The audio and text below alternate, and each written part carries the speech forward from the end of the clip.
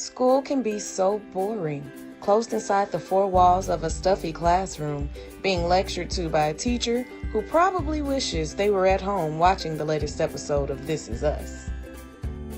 Luckily, times are changing, and while the traditional educational model still exists, the use of technology is kind of spicing things up a bit.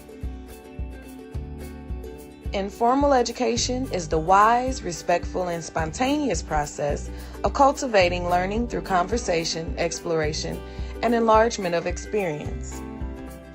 So in other words, a breath of fresh air from the boring lectures, rote memorization, and grueling standardized assessments. There are some who subscribe to the notion that the current school model is obsolete, and fusing informal education and technology is a far better way to let learning happen.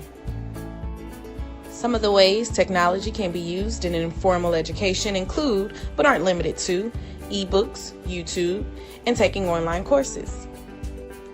The use of technology in informal education can help facilitate learning in the absence of a physical teacher.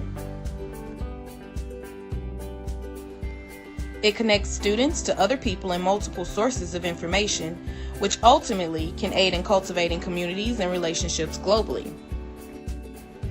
The great thing about using technology in informal education is that it provides us with multiple sources of information that can prevent us from being subject to the dangers of what Chimamanda Ngozi Adichie calls a single story. Values of informal education are working for the well-being of all, respecting the unique value and dignity of each human being, creating dialogue, promoting equality and justice, democracy, and the active involvement of people in the issues that affect their lives.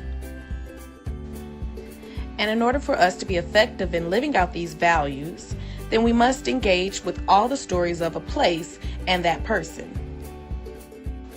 So, though technology in the formal educational setting is becoming more useful, its usefulness in informal education certainly cannot go unnoticed, as it aids learning that takes place in daily life.